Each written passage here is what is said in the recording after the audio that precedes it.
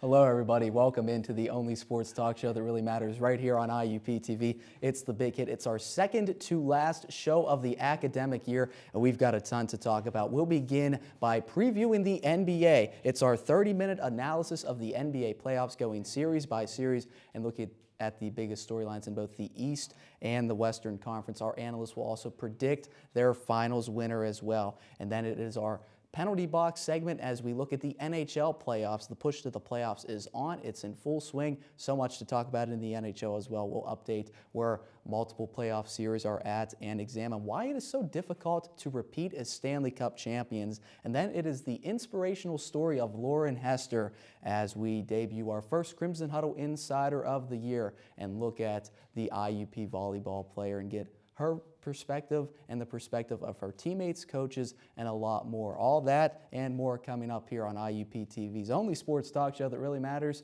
The Big Hit.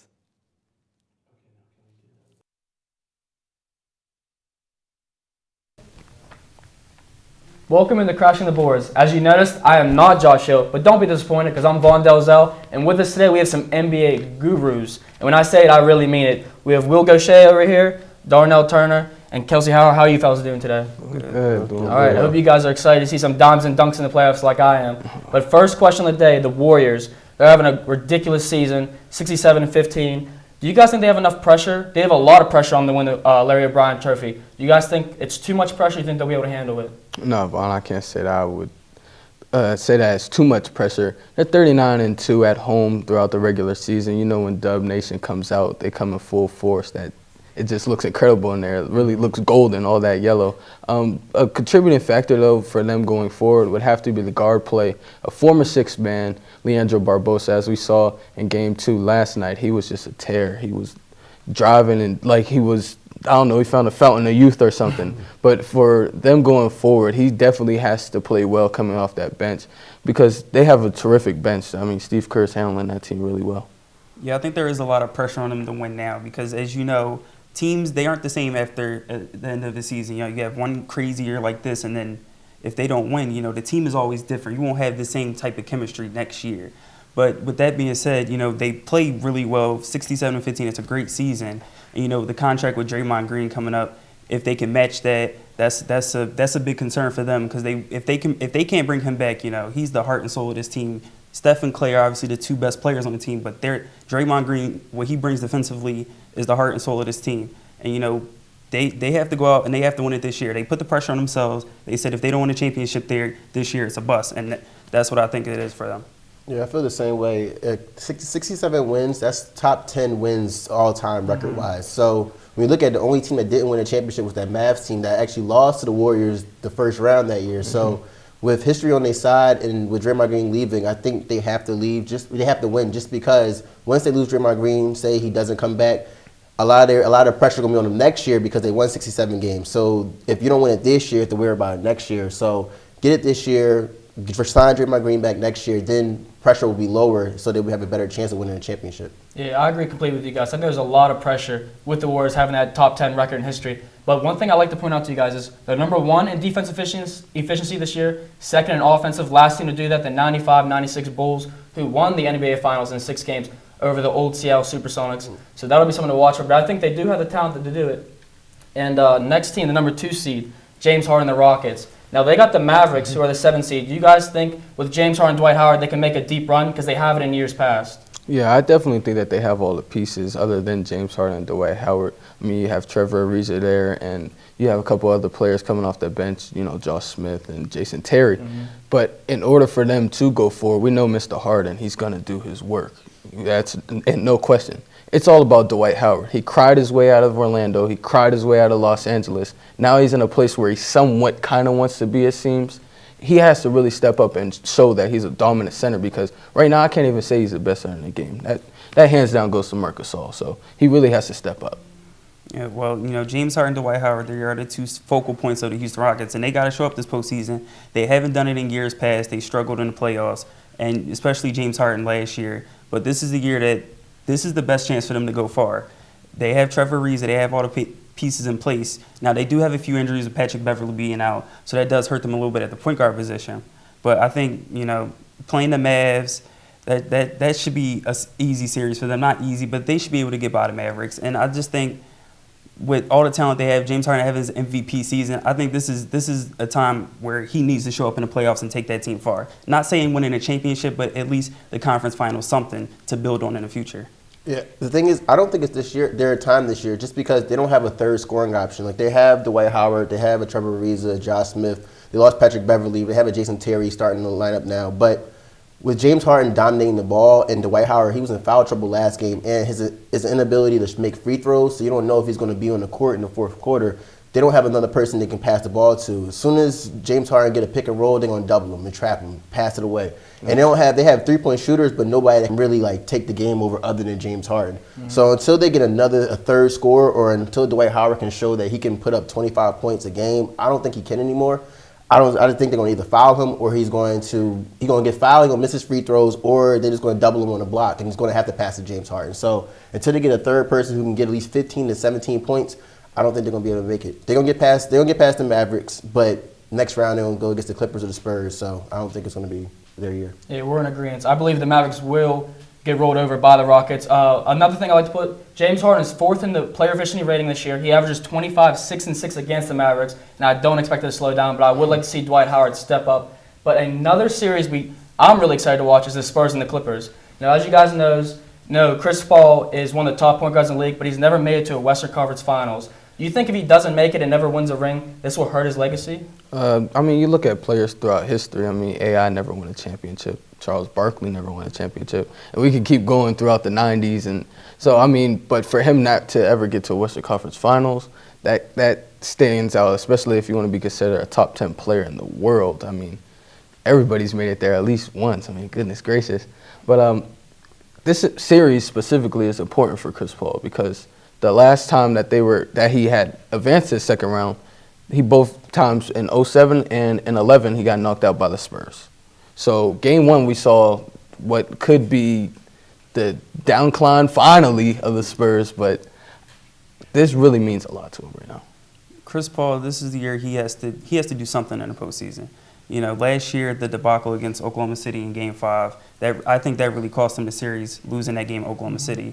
And Chris Paul, he's one of the greatest point guards to ever play the game, but it's just him in the postseason, we just haven't seen that level of play in the postseason. And I think this is his team. He has a team. He has a good team. He has an all-star in Blake Griffin. He has DeAndre Jordan back there, Defensive Player of the Year candidate, blocking shots. J.J. Redick shooting the ball the way he is. They have a chance. And, they won Game 1 against the Spurs. They have a great opportunity to get pretty far in the playoffs this year. And I think if Chris Paul doesn't get it done this year, I think they're going to have to blow the team up or do something because it's just not working out. Yeah, I agree with Darnell. Yeah, I think they will have to blow the team up because even now his team's never been that good. Like the Clippers team today, they have issues on the bench, foul trouble with DeAndre Jordan. You're not sure. Like Blake, he played well in Game 1, but he has to do that every single game. If they're not able to do that, then they're going to lose again. But with Chris Paul, I think he's going to be able to get over this hump. I'm not sure about this year just because of how the teams are playing in the West, but I don't think his legacy is going to be defined just because, like Will said, not everyone wins a championship, especially AI. AI is a good player to compare him to just because of small guards and just the way they play.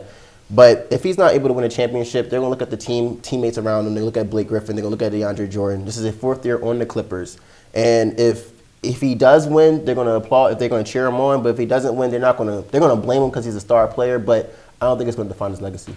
See, the thing about that is I see Chris Paul as one of the best point guards ever also. He averages 21, 10, and 5, and 2 steals in the playoffs in 54 career games. But I think if he doesn't get it done this year like he should with all the talent around him, I think it's going to hinder him a little bit. But in the end, he's going to be a great point guard that just never got it done in the playoffs. And I think that's how he'll be viewed. But now it's time to talk about who we think is going to win the Western Conference. And it's a packed Western Conference. So what do you guys think? Been struggling with this pick for a couple weeks now. It's like the Spurs were hot, then it might seem like they're cooling off. It's only one game, but that one game really showed us kind of a lot. I'm actually going to go back to my original pick with the Warriors. You just looking at how they're playing right now. If it comes down to 7 games, they're playing in Oracle Arena. I think that they have all the pieces this year to get there. So I'm going with the Warriors. I have to go with the Warriors. So there's no doubt that best home crowd in the league, and their point differential at home is insane. Plus 15 at home, and the fact that they have home court throughout the entire playoffs, I just don't see a team in the West being able to beat them in Golden State and have a chance to win a series. I just don't see it. They have the Warriors as well. Their defense is too efficient, and they are able to get 50-plus points from their starting two guards and small forwards. Excuse me. So I think with that and their defense, I think they will be able to get past whoever they play. I totally agree with you guys. I like the Warriors. I like them beating the Spurs. I think the Spurs are going to beat Chris Paul and the Clippers, as we just spoke on, in 7 games. But yeah, as you guys said, they're 42-0, win holding their opponent under 100 points, and that's a miraculous stat for you. But we're going to go into break here. Stay tuned because we got more Eastern Conference basketball coming to you here on the Big Hit.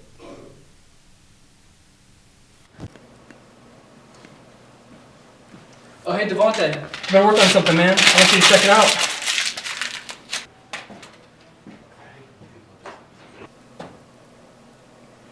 Keep working on that. Okay.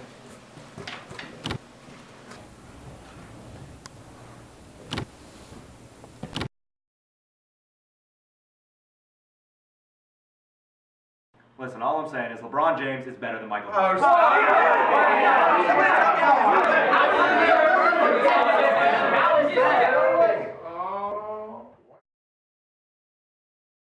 why did everybody get so quiet?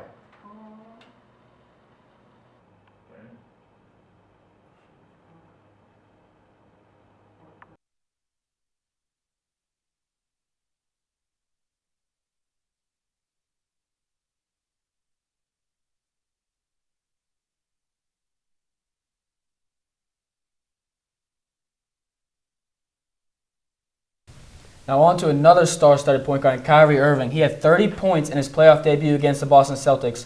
Now, how much does him and Kevin Love need to do to help LeBron win his 3rd NBA title? Oh, they need to have tremendous influence over this team. Not so much Kyrie Irving as Kevin Love, because we know Kyrie Irving is going to get his. He started hot, 5 of 5 from 3. He's been a superstar. We've known this since high school. I mean, it's no secret. He's ready for the big stage. But Kevin Love, he needs to step it up, and been talked about all season. He started 2 of 11 for his playoff debut. That was not good. That's not what the fans of Cleveland wanted to see. That is not what he wanted to see, obviously. He picked it up towards the end, but another influencer needs to be Tristan Thompson. He just has an ungodly will to know how to grab offensive rebounds. It's crazy. And he finishes at an extremely high rate. So with a combination of those 3 over, of course, we know LeBron and the city of Cleveland backing him, I have no problem picking the Cavs going forward. Yeah, I think a lot of pressure is not so much on Kyrie and Kevin Love, but still LeBron James, the best player in the league. He went back to Cleveland after leaving Miami, and the pressure is still on him to win a championship, to deliver a championship to Cleveland. And Kyrie Irving and Kevin Love, that's only going to make them perform better because the pressure isn't so much on them. If they were the superstars of their team, if they were leading the #1 options on their team, then we have a conversation there. But as Kevin Love being the 3rd option, there's not much pressure on him. Of course, he does have to perform in order for them to ultimately get the goal of what they want, and that's a championship. But, 19 and 12 in his debut, I thought in the second half he played really well. Yeah. And Kyrie's going to do what Kyrie does. He's going to score. And Kevin Love, if he can get those double-doubles, he can get 19 and 12 every playoff game. And they're going to be a hard team to beat. But the pressure I still think is on LeBron to deliver the championship because he is the best player on the court, and he has to get it done. Yeah, I think out of the 2, Kevin Love and Kyrie, I think the more pressure is on Kyrie because the way they offense run, they run a lot of isolation offense, and Kyrie has the ball in his hand a lot. Some games you're going to have Kyrie taking all the shots, and Bron's going to be looking for the ball, and Bron's going to defer to Kyrie. But if he keeps getting ISO basketball, no ball movement, that's when Kevin Love is not really. You don't see Kevin Love in the offense. You see him standing on the 3-point line in the corner. So I think as long as Kyrie is hot and as long as he dominates the ball, it could be an issue for the Cavs because if there's no ball movement and you don't get J.R. Smith involved or James Jones or Iman Shumpert involved or Kevin Love involved, and it's just LeBron and Kyrie, I think they can get one-on-one happy. And then with that, a team like the Warriors or the Hawks, they're going to attack that. In playoff basketball, a lot of teams go at their weakness. If they see that a person is dominating the ball, they're just going to trap them. They're going to go after them every play. So as long as Kyrie is able to move the ball and not be a dominating guard, I think they'll be able to get past it, but I'm not sure if he could be able to do that. I think Kyrie is on a planet of his own when it comes to point guards. I think he's going to handle himself in the playoffs. I think he has enough experience playing with LeBron that he's going to handle himself. But I don't feel the same for Kevin Love. I think Kevin Love needs a little bit more time with LeBron. He has a real injury-riddled season. But, Will, I really like where you went with Tristan Thompson. And I think Timothy Mozgov is a big key to that team because he rebounds very well. And one thing I'd like to point out before we go to the next series is LeBron averaged 27, 6, and 6 his last NBA Finals with the Cavs. This year's numbers are fairly the same. So just add Kyrie and Kevin Love to that. I think they're a lot more dangerous than we think they are. But moving on to the Wizards and the Raptors, Paul Pierce has been talking a lot of smack to DeMar DeRozan and the Raptors. Do you guys think that he gives the Wizards what they need to win this series or not? This man has played in 149 playoff games. If people think that his little trash talking is going to hurt what the Wizards have going for them, they're wrong. Because that just creates more excitement. I mean, you have John Wall, who already doesn't need anything, going forward for him to go off. You got somebody trash talking and then it's going back and forth. Oh, it creates for some fun basketball. Trust that. Then you got Bradley Beal sitting out there. He's a young mind. He might join in the joint. It's all in fun. I mean, nice you look back.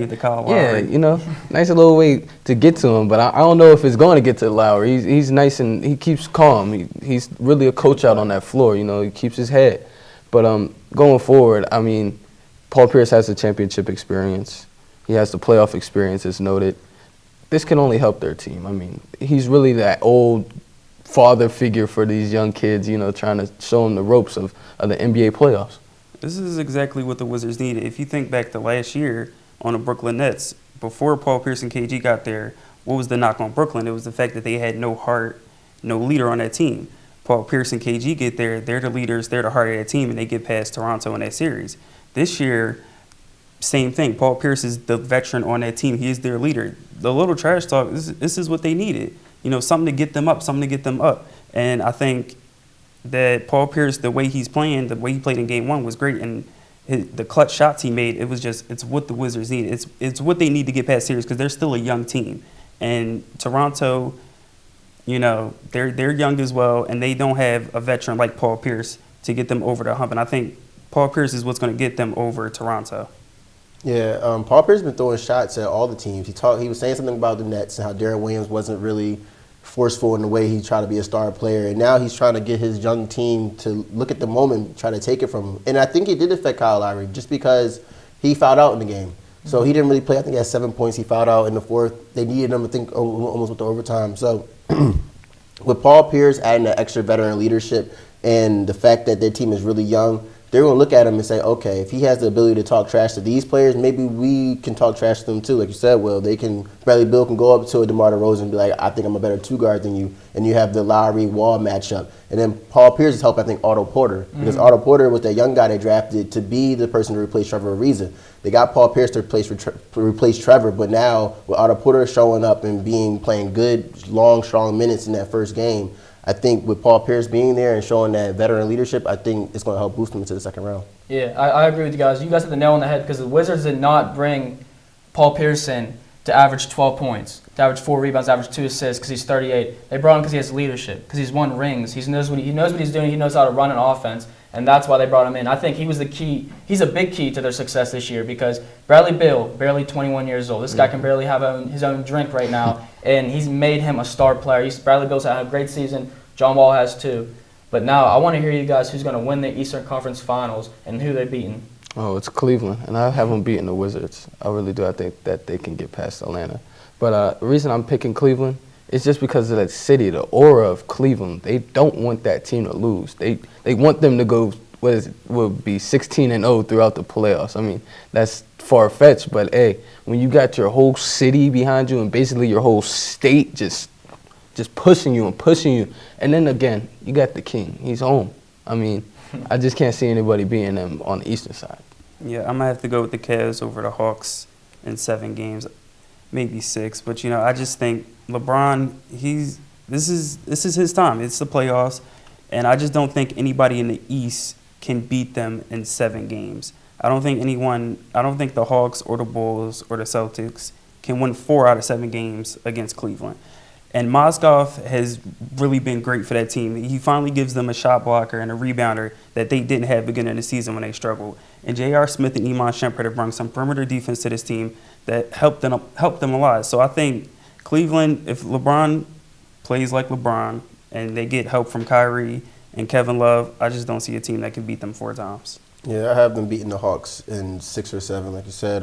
Yeah, Cleveland, they'll have too much star power. At the end of the day, if Bron's not playing well, they have Kyrie, and then they have J.R. Smith, they have Kevin Love. So I don't think the Hawks can see them in a 7-game series. I think they're too balanced. I think when you get down to the last 3 or 4 minutes of the game, you really see who's the stars of the league. And I think LeBron and Kyrie are just going to be too much for the Hawks to handle in a 7-game series. I agree. I think Kyrie and LeBron are too much for any team in the Eastern Conference. And I think they beat the Hawks in six games. I don't think the Bulls have enough, and I don't think Derrick Rose is ready for that yet. Maybe if he has a whole season under his belt where he's injury-free, then he'll be an okay player. But now it's the time of the day that everyone wants to see.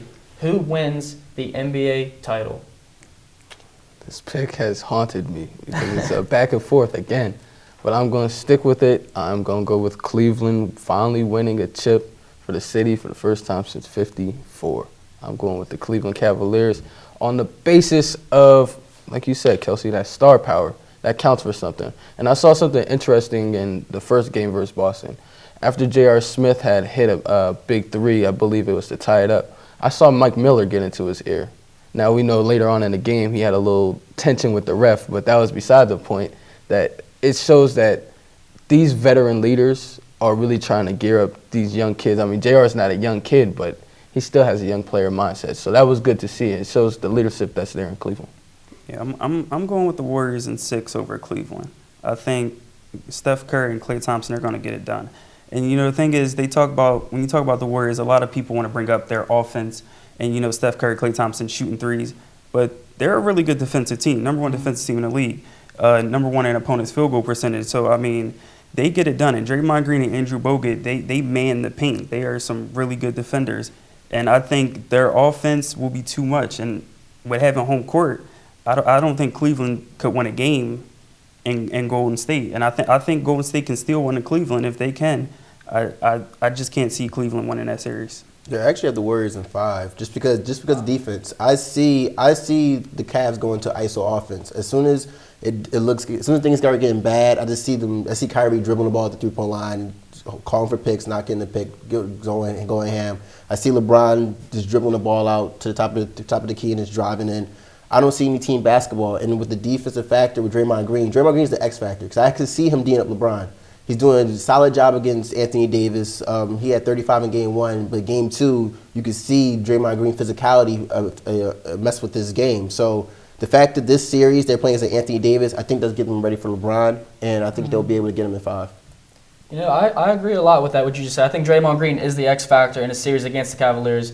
And he's up for Defensive Player of the Year. I mean, he's sort of deserving in my mind. I think he's a runner for that. But I do like the Warriors over the Cavs. I like in a 7-game series. I don't see the Cavs beating the Warriors at home. The Warriors have the best home field in all of basketball, easily. And I do like Stephen Curry just to turn up a notch. It's going to be his first finals, hopefully, in my mind. So I think that's something else. But that's going to do it for Will Gaucher, Darnell Turner, Kelsey Howell, and myself, Vaughn Delzell. Stay tuned as Josh Hill talks a little hockey.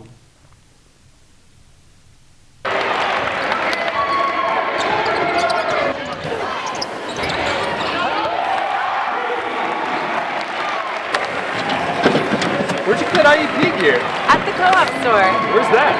Norm will show you. Show your IUP spirit no matter where you are or where you're going.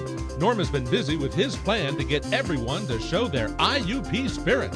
He's pumping up students and fans to show their support by attending and being fanatics at IUP sporting events. The first thing you need to do is get to the co-op store. For the largest selection of anything IUP, shop the co-op store or visit us online at www.iupstore.com.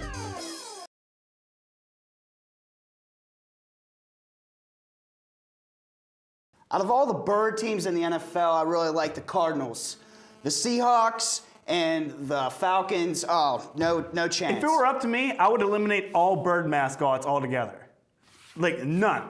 No more. I'm over it. It's not even that great or a scary mascot. It's not that impressive. You know, it really bugs me that these teams have these type of bird mascots. Like, what is a bird? You know, what's the point of it? I don't get it. You know, I go fly around into a tree. I don't understand it. It just makes no sense to me that a team will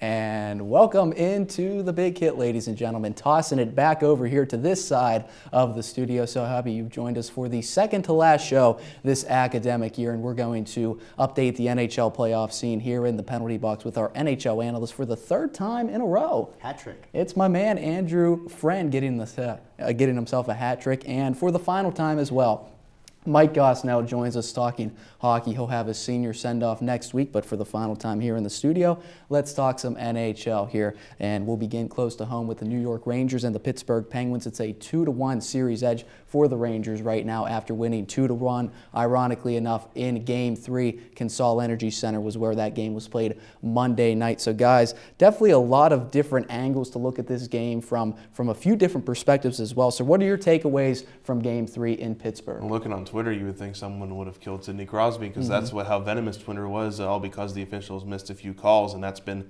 really what's been going on this series. Fans not happy. I digress.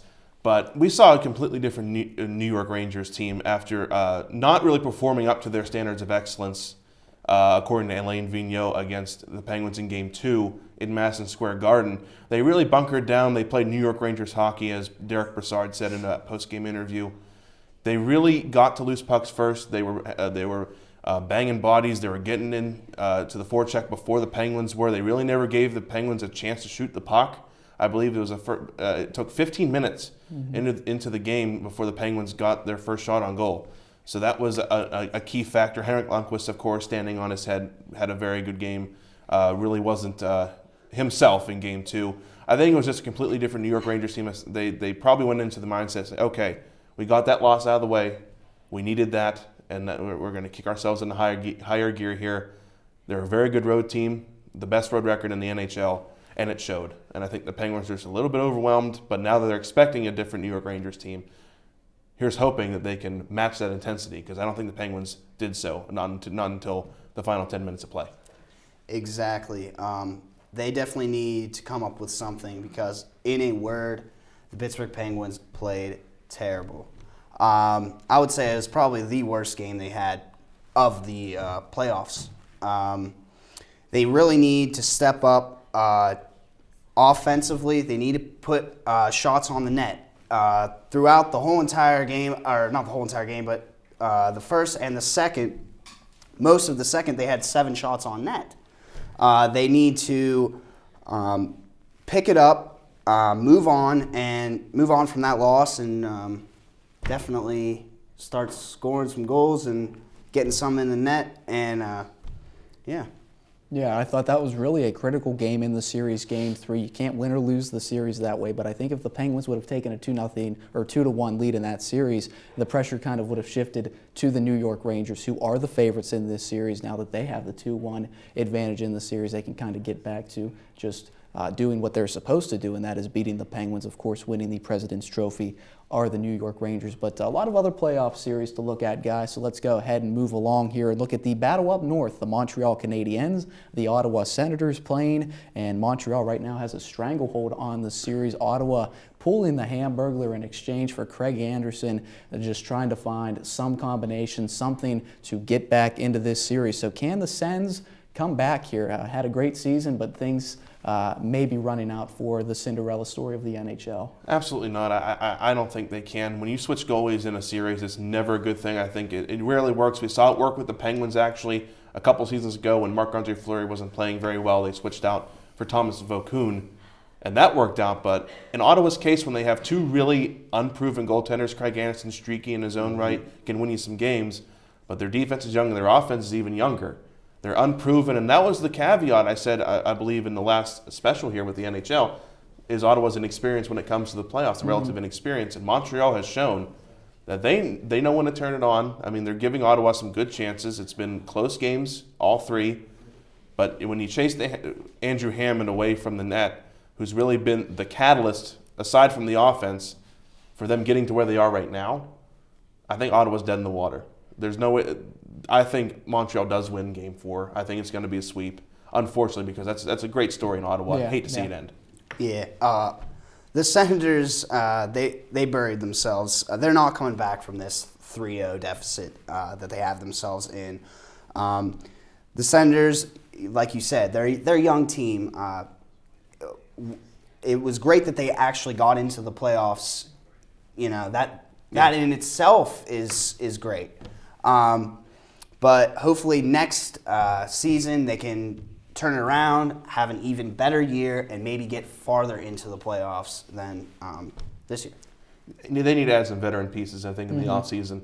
No real veteran leadership on that team. Eric Carlson, a young captain. Not saying that he doesn't have the leadership they need, but adding a few more veteran guys to that locker room will not hurt them. And one of the things we were saying about the Ottawa Senators, and one of the things that made me so impressed, is what they were doing with their young core. It mentioned a few of their key veterans out for an extended period of time due to injury, kind of forcing these young guys into the fire, so to speak, and they're having a tough time against Montreal. Hopefully they can take this as a learning experience, win a couple playoff games, get a few wins under their belt, and move along that way. But it certainly does not look good for the Senators. Another team it does not look good for is the Winnipeg Jets. The Anaheim Ducks spoiled their white-hot homecoming to Winnipeg, the first time a playoff game has been played in Winnipeg since the team moved back there from Atlanta. So how can Winnipeg crawl back in it? Because these games have been close as well, like you said in that last series, Goose. That series is also 3-0. I think for Winnipeg, it's simple. You have to keep the puck out of your own net when it gets down to crunch time. Yeah. Ottawa.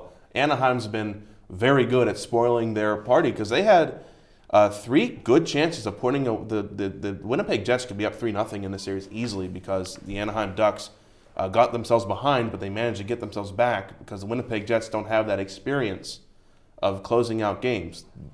You could say they're lucky to get in, but into the playoffs. But I like to think of it as they have the right amount of youth and veteran leadership, but they don't know how to handle that yet.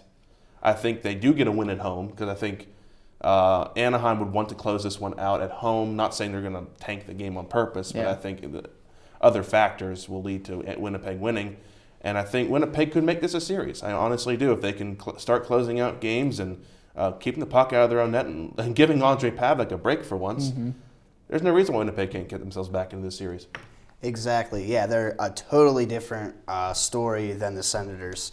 They show a lot of promise because every game that they have played in, it's been neck and neck. It's been great hockey to watch, just as as a fan of the game. I really think that they could come back and win it. Do I think that they are? Probably not. I think that the Ducks are going to win it, but I do think that they're going to make it at least a fair fight. Yeah, no question about it. And I want to talk about Andre Pavelec just a little bit more because he's never really been considered a great goaltender, but when you look at a guy that doesn't get a lot of help around him, I think Andre Pavelec's got to be at the top of the list. That guy's hung out to dry more than most goaltenders in the NHL, and really the numbers prove to be to his detriment. See if Winnipeg can climb back in. It really thought they were going to give the Ducks a series. They've done so, but they haven't been able to come out on the right side of things. But let's look at another series that is very highly competitive, one of the few here in the NHL playoffs, actually playing right now as we speak this Tuesday. The Lightning and the Red Wings currently tied at 1 game apiece, but Detroit really not a good performance in game number 2. A veteran team let in 5 goals to the Tampa Bay Lightning with some really good forwards as well. But how can the Red Wings improve on that pitiful Game 2 performance in which they allowed 5 goals to Tampa Bay? Not very often you see that in the playoffs. Not very often. I think for Detroit, that's well below their standards. We saw 2 Detroits so far in this series. The Detroit of Game 1, which will shut you down and score timely goals, and the other one where they're showing their age a little bit against a young Tampa Bay Lightning team. What they need to do is just try to stick with them. You can't really, you have to contain the Lightning because you're not going to deny that they're speed. They're kind of like the New York Rangers in that fact. Lots of speed up front and lots of experience as well. Don't discredit what Ryan Callahan and Steven Stamkos have brought to, or even Brendan Morrow have brought to the Tampa Bay Lightning. For Detroit, though, it's all about getting shots and traffic in front of Ben Bishop. He's 6'7". You got to get bodies in front of the net. Thomas Holmstrom's not coming out of retirement anytime soon. You need to get bodies in front of the net, in front of Ben Bishop, make his life miserable, and get good shots on. That's all you need to do, and I didn't see that from Detroit. They're playing as we speak right now. It's on Tuesday. Hopefully they're at home at the Joe, so maybe they'll get a game there. But if you're Detroit, you just got to get some shots, get traffic in front of Ben Bishop. Yeah, I think obviously they need to work on a little bit of their defense, but also I believe their special teams is what really needs to be worked on. In the previous game, they were 2 for 4 on the penalty kill. Yep. So they let in 2 goals. And then on the power play, they were 0 for 4, so they didn't score at all.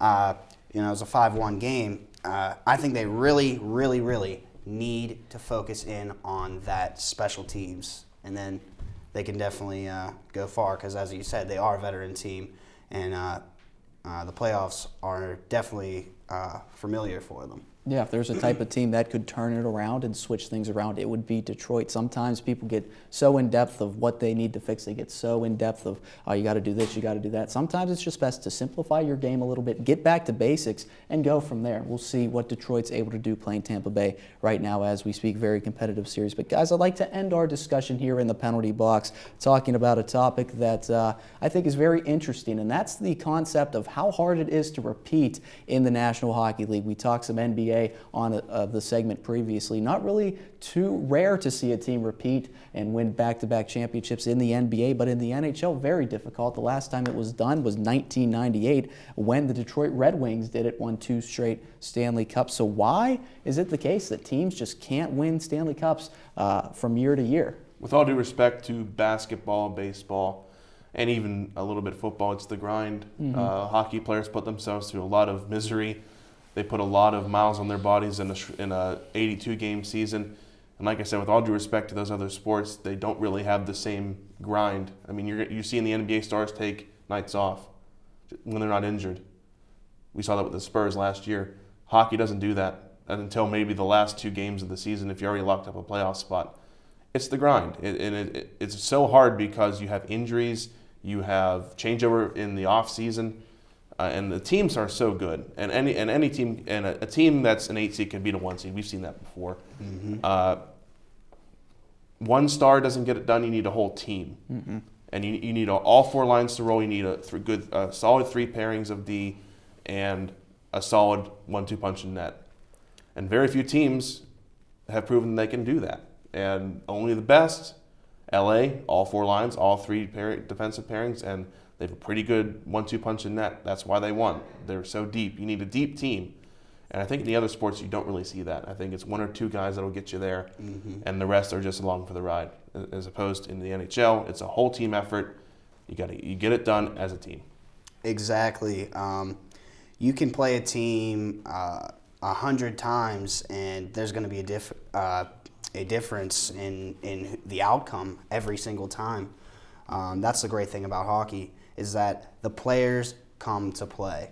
They really do. And the fact is that, like you said, yeah, you'll need 1 or 2 players, 1 or 2 star players to play, and then you won the game for any other sport. But this sport, because there's line changes and everything like that, if you have a solid 4 lines, you're gonna win the championship.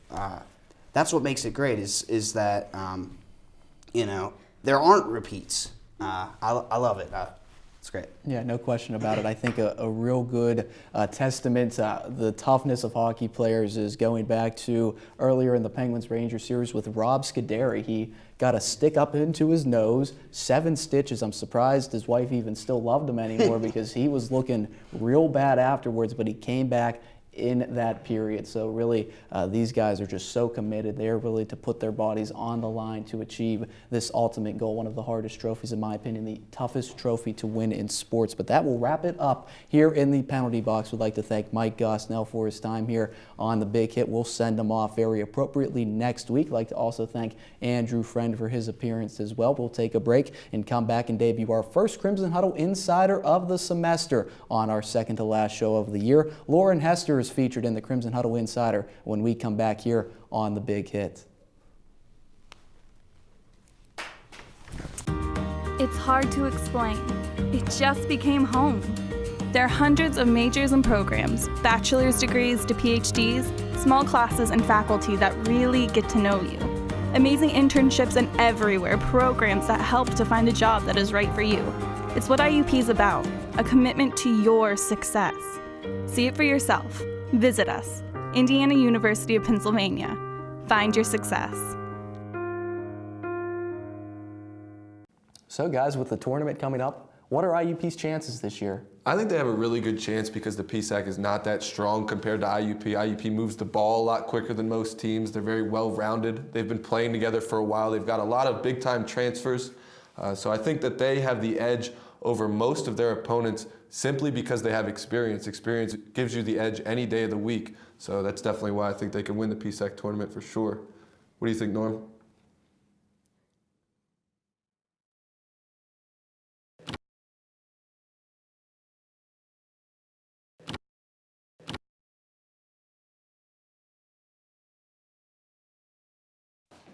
Coming up next on The Big Hit is our first Crimson Huddle Insider of the year. And what better place is there to start than the inspirational story that is IUP volleyball star Lauren Hester's. After a prolific high school career, Lauren immediately stood out during her first 2 seasons with the Crimson Hawks. But just as she appeared to be en route to joining IUP's greats atop the record books, she developed blood clots in her lungs that caused her to watch her team from the sidelines. Ultimately, the blood clots proved to be a minor setback for a major comeback. Take a closer look at Lauren's story right now on The Big Hit. This is Lauren Hester. Not the Lauren Hester that's number 18 on IUP's volleyball team. Well, not yet at least. Growing up, Lauren was an award-winning gymnast in State College, Pennsylvania. She tried some other sports as well, but it wasn't until 8th grade that she decided to follow in her parents' footsteps and play volleyball competitively. My parents played back in college. My mom played for Juniata on their varsity team, and my dad played for their club team. So ever since I was like age 2, they pretty much taught me all of the skills. They were teaching me how to spike the ball back when I was 2. She really enjoyed playing. And she would actually ask to go to my games, and she would be my warm-up partner before the games, and then after the games we would stay and hit the ball back and forth. I would say I'm pretty dedicated. When I first made the high school team, I used to go over to the gym with my dad, even at like 10 o'clock at night. And sometimes after high school volleyball practice, I would even work out at home because with gymnastics, I was used to working out for like 4 hours in one day. So having only a 1 to 2 hour practice seemed really short to me. It's safe to say Lauren's hard work paid off. As a senior at State College High School, she led her team in serve receive and aces, and she made all-district first team, easily qualifying herself to play at the collegiate level, and she didn't hesitate to take that next step.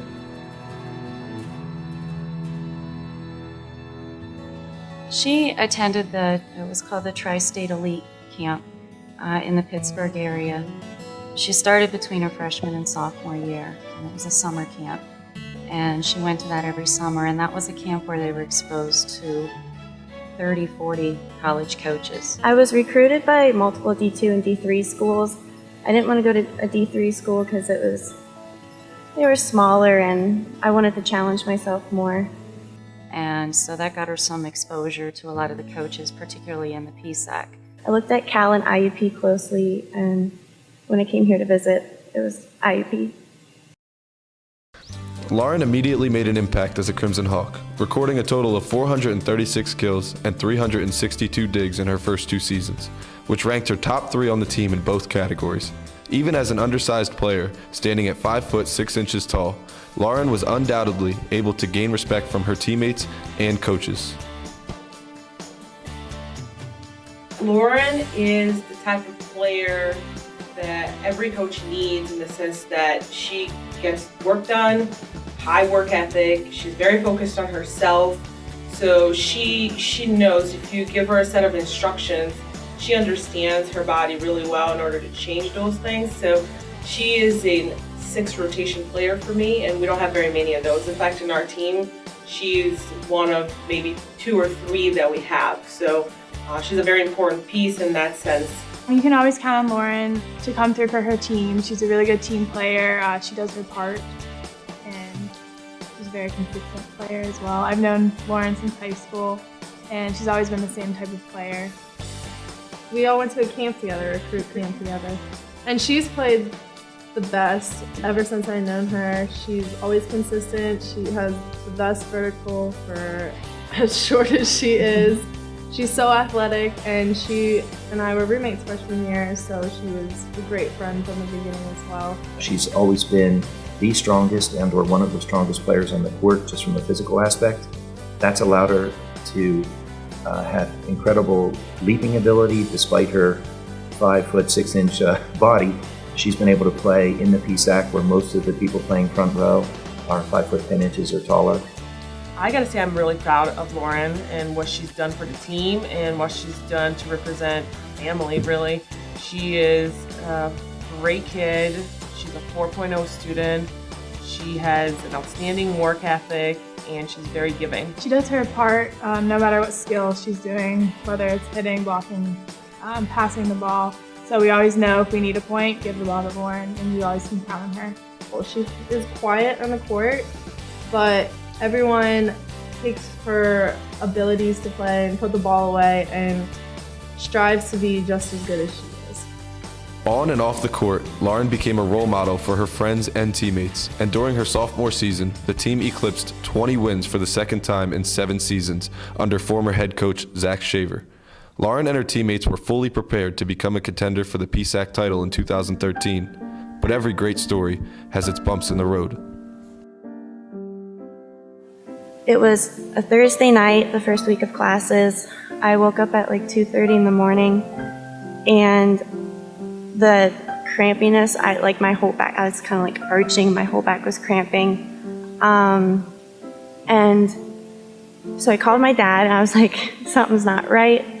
What's going on? And it was pretty clear that she was in distress over the phone. She sounded short of breath on the phone. She was crying, which she never cries. And I asked her to wake her roommate up and have him take her to the emergency room.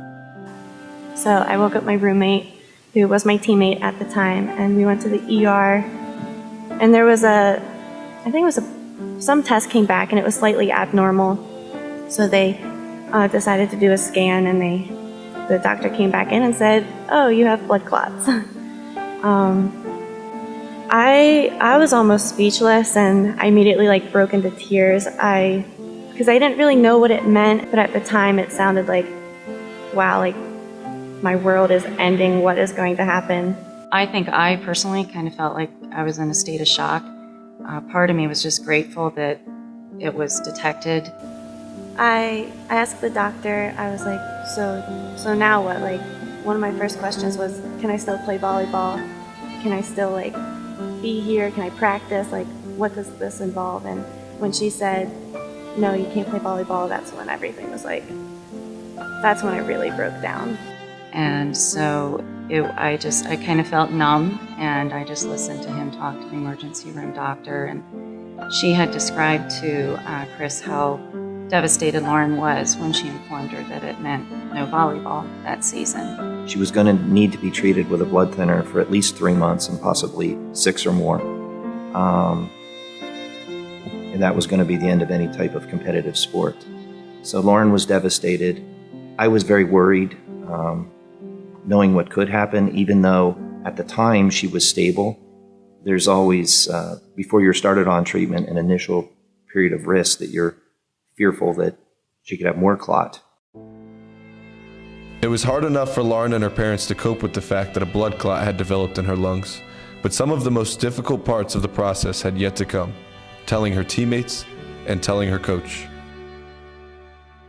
I hadn't texted her or let her know from the very beginning that I was in the hospital. I only let her know when I was back at my apartment. But I texted her and I said, my parents are coming up to IUP. I was wondering if we could meet with you about something. I had no idea what to think when Lauren said she needed to meet with me. It was right at the beginning of the season. We had just finished our first week. So my thoughts were a little all over the place. I thought she might be unhappy, want to go elsewhere. But I was also concerned about an injury because she had been complaining about a little bit of pain on her side for the last couple of days. So we told Alini up in her office, and she was very supportive and hugged me and my parents. And she said, when are you going to tell the girls? And I said, I guess I'll have to do it at the beginning of practice. One of our previous teammates came back to my apartment and told me that she had seen Lauren and her parents, and that something was obviously wrong. And so I made sure Beth knew, so I called her on the phone, and we weren't sure what it was. We just knew it was something serious. I told them right after they finished warming up, and It was very sad, but yeah, Alini was like, Lauren has something to tell all of you, and I couldn't get a word out. I think I said maybe like a sentence, and then Alini took over and explained everything for me. Yeah, we all just hugged, and actually one of my teammates, I hadn't even noticed it, but Alini said, "Hey, Beth is in the locker room. I think she's really upset." I'm getting worked up. I think you should go in. She said, "I think you should go in and make sure she's okay." And she was in there and crying and obviously upset, so I said, "Listen, Beth, this is only for the season. I'm gonna be fine. I'll be back in the spring and ready to go." It was just overwhelming knowing that one of my best friends wasn't going to be out there on the court with me and that she was in danger with her health. It's like every day they would ask, is everything still okay? Are you feeling okay? Does anything hurt? They were very curious about all of it. And then even throughout the whole season, they were like, "Oh, I can't wait till you're back," or "I wish you were out there on the court." So it did bring, I don't know if it necessarily would bring us closer, but it really showed how much we all support each other and care about each other. It was very emotional for the team because we go through injuries, but in that situation, announcing to the team that she had a blood clot really brought us back to the reality that in her case, it could have been a life or death matter. So it's much bigger than a knee injury or, those typical things we see. And the team got emotional. Lauren was emotional. She cried. I think everybody cried that day, and they felt for her to know that she wasn't going to be able to participate anymore. Alini really pushed me to stay in shape and make sure I came back strong. She also, it was my first year with her, so it hurt that I wasn't able to play for the first season with her, so I knew I need to come back and prove that I can still be a great player for her. Not only did Lauren work hard enough during the offseason to make a comeback, but she picked up right where she left off, leading the 2014 Crimson Hawks in aces with 42, and she ranked 5th in the entire Pennsylvania State Athletic Conference in aces per set. Lauren's play, as well as her 4.0 GPA, earned her a spot on the 2014 Academic All-District team. But to Lauren, as well as her friends and family, her return meant a lot more than wins and statistics. It was definitely my goal to come back even stronger than I was before. Being able to sit out for the whole season, as awful as it was to have to sit on the bench the whole time, I think it gave me a whole new perspective on the game. I learned a lot from it, and I think it helped turn me into a stronger player and person. And Lauren took the workouts that spring when she was allowed to return, as well as over the summer, very seriously. And I believe that she worked out harder than she had ever playing volleyball. It was almost back to her gymnastics days. So in reality, I think she came back stronger than she was before she had the blood clots. I never doubted that Lauren would come back the same player that she was before. She is an outstanding athlete, just a very athletic kid, and I knew that she wasn't going to get that out of shape, or she wasn't going to really allow herself to slack. So I never had any doubt she was coming back. I think she pushed herself a lot this summer coming into season so that she could come out on top, and she did. Yeah, and I think she also appreciated the game probably more. I know I'm speaking for her by saying that, but I really think by taking a year off, you just realize that every day is a new day. You push yourself to be the best you can be, and I think it was a new appreciation of the game. When they announced the names at the beginning of the game, it kind of made both of us a little teary-eyed to see her back and doing what we knew she loved. It was very exciting to have her in the spring training again, and then our very first game was really nice. I actually got a little choked up when they announced her name and she ran out on the court for the first time. I told her parents that it was really nice to hear her name being called. I was so excited. It was our senior year. All three of us were going to be on the court finally together since freshman year. And so it's kind of like an undescribable feeling because it was so exciting. That's the best way to describe it. It was really exciting. We were really happy. And just like looking on the court and seeing everyone, all three of us playing together. Yes, I think when Lauren, the first game that she came back was incredible. To hear her name.